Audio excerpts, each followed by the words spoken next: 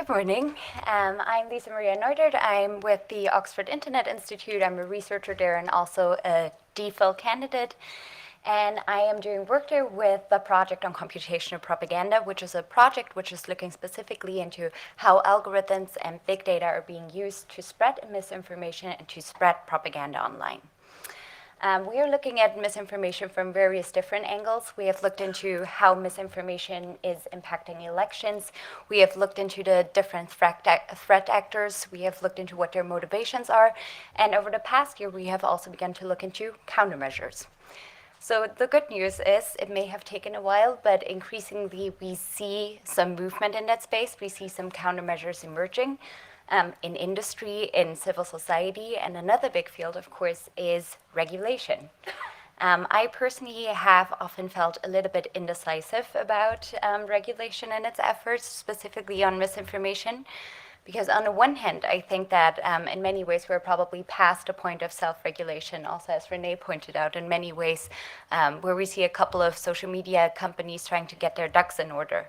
But on the other hand, a lot of the regulation that we currently see emerging are not really solutions designed to tackle a specific issue, but are what I would call solutionism. Solutionism in a way of proposing regulation just for the sake of proposing something to do against misinformation, or even worse, countries and governments that are taking this as a moment to really tighten their control over information on the internet and the content that is being posted there. With that, I actually want to take you to my home country, Germany. Germany is one of the very first countries to regulate in the space. They have introduced something that is called the Network Enforcement Act. Trust me, German, it sounds way more intimidating. Netzwerkdurchsetzungsgesetz. That's one word. And that was introduced in January 2018, and it holds social networking companies liable for the content that users are posting there, or otherwise is imposing fines on those social networking companies. What that translates to in practice and what that looks like is exactly that.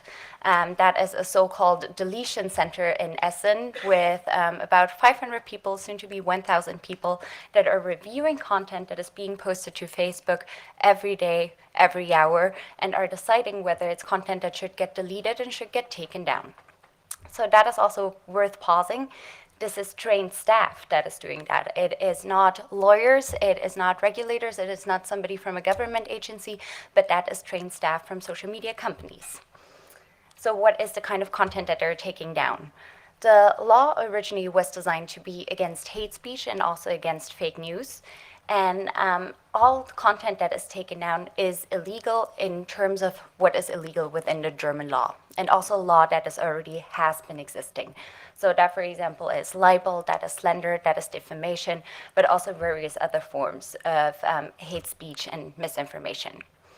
It's interesting because since that law was introduced in January 2018, there are also a couple of cases where content disappeared that probably should not have been deleted by any standards of freedom of speech. One example that rose to prominence was a German satire magazine that was criticizing a racist statement that a right-wing politician had made.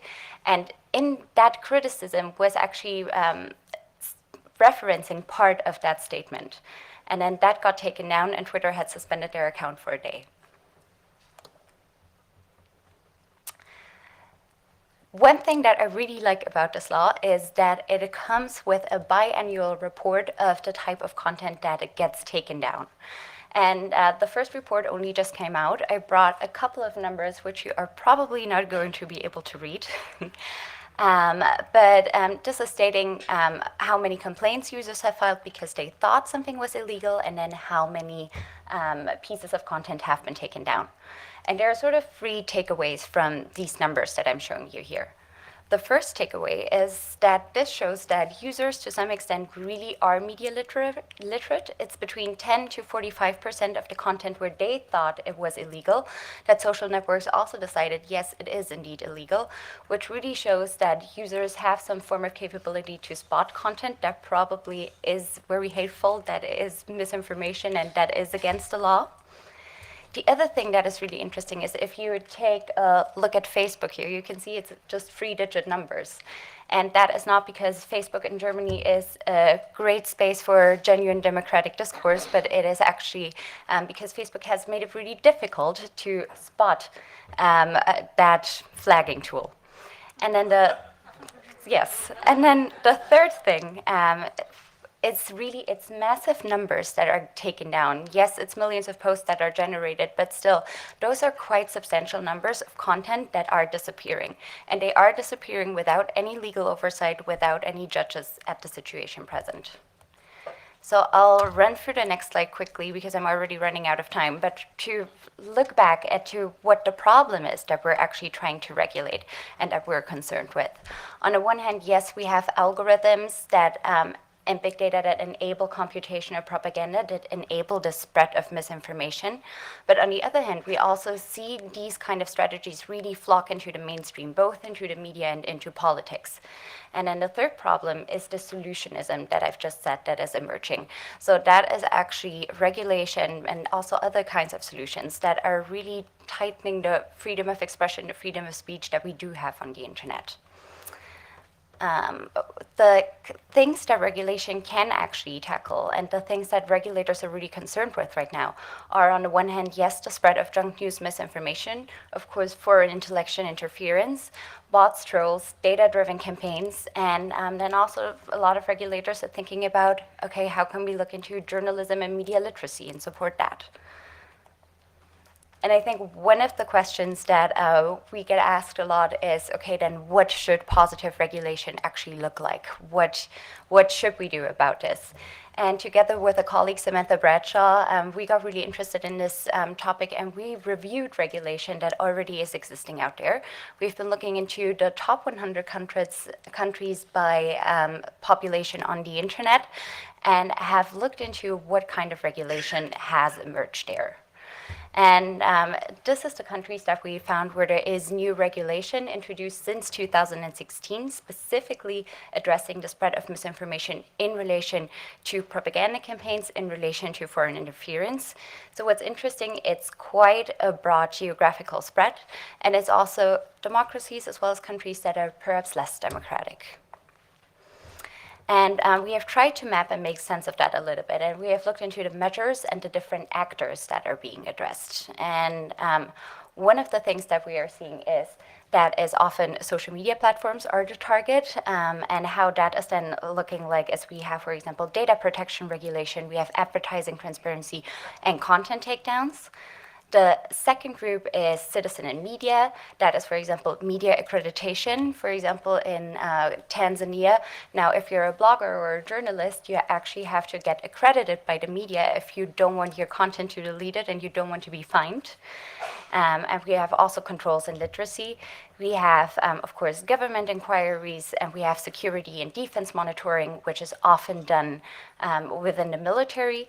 And then as the last group that are the target, we have offenders. And that is also quite interesting because on the one hand, we see criminalization. For example, we see fines, we see imprisonment. But what we see is that the criminalization is not just about countries that are actors that are originating the content, but also that are sharing it. So that is already illegal in, for example, countries like Vietnam and like Malaysia. So we also try to think about what are the possible side effects of that kind of regulation. The first side effect, of course, is chilling effects on the freedom of speech, very much chilling effects where people are afraid to speak out or cannot speak out because their content is being deleted.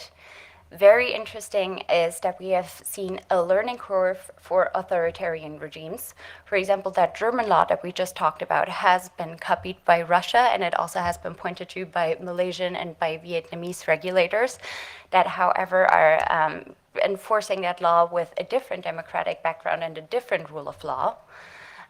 What we are also seeing is many countermeasures that are actually addressing individual actors, individual pieces of content, rather than really looking into this big systemic problem that we're having that has to do with algorithms, that has to do with the way that information and its dynamics are happening in modern day age, and also has to do with our societies and our politics, of course.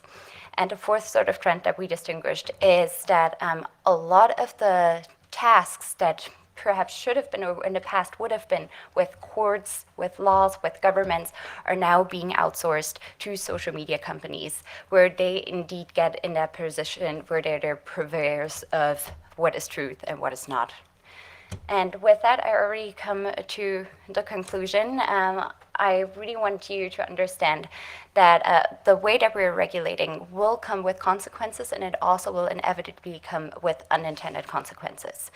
I think it's a terrible idea not to regulate because we're afraid of unintended consequences, but I think for a lot of people that are sort of pointing to governments and to regulators to solve the problem overnight, it's not going to be as easy as that. And I think we need a long discourse about how we're going to tackle that problem and how we're going to engage different stakeholders. And I hope we get to have some of that discussion in the workshops today.